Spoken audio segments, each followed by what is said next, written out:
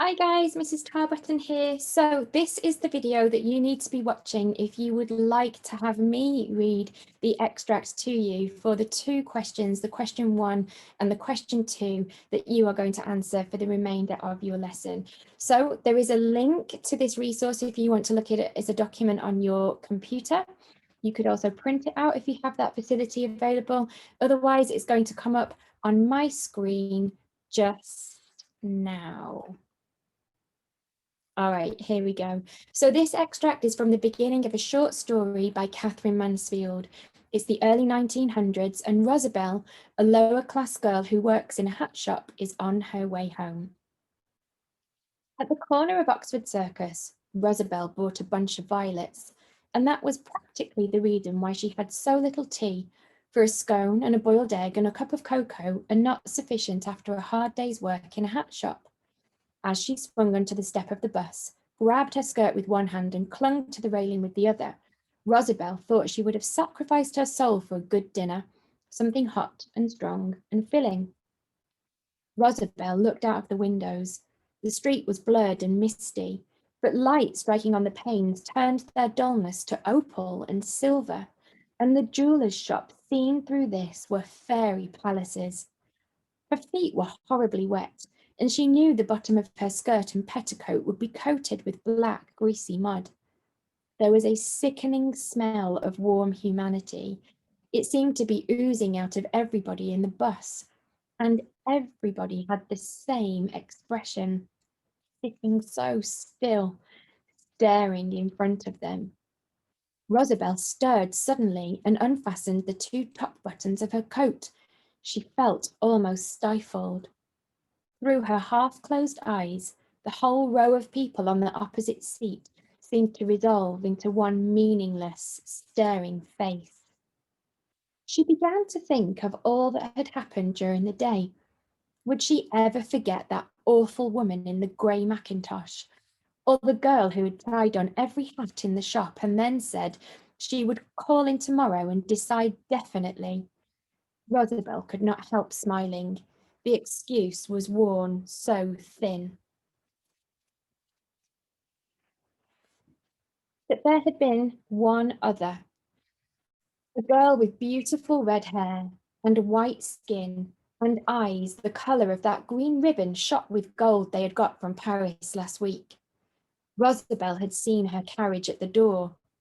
A man had come in with her, quite a young man, and so well dressed. What is it exactly that I want, Harry? She had said, as Rosabel took the pins out of her hat, untied her veil, and gave her a hand mirror. You must have a black hat, he answered. A black hat with a feather that goes right round it and then round your neck and ties in a bow under your chin, and a decent-sized feather. The girl glanced at Rosabel laughingly. Have you any hats like that? They had been very hard to please. Harry would demand the impossible, and Rosabel was almost in despair. Then she remembered the big, untouched box upstairs. Oh, one moment, madam, she had said. I think perhaps I can show you something that will please you better. She had run up, breathlessly, cut the cords, scattered the tissue paper, and yes, there was the very hat, rather large, soft, with a great curled feather and a black velvet rose. Nothing else. They had been charmed. The girl had put it on and then handed it to Rosabel. Let me see how it looks on you, she said.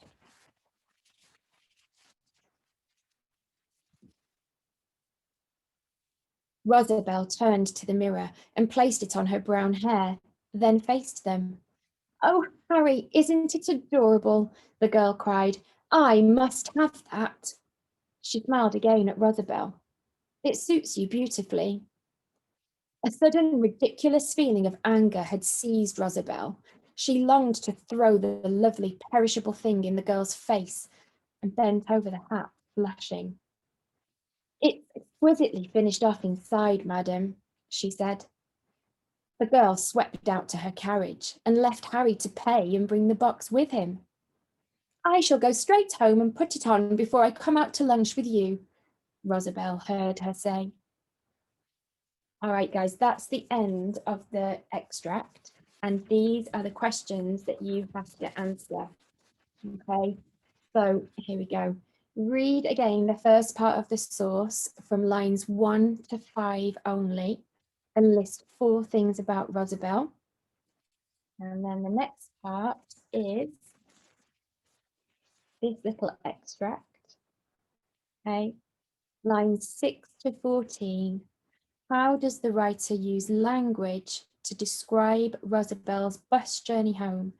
You could include the writer's choice of words, phrases, language features, and techniques. Now, remember, there is the tutorial video on the Mr. Fisher extract for you to go back and have a look at to help you answer this extract. And you're going to write your answer, probably take you about 10 minutes to answer this question 2, and just a few minutes to answer question 1. And then once you've done it, you can upload it to your teacher. Okay? Oh, good luck, work hard, bye.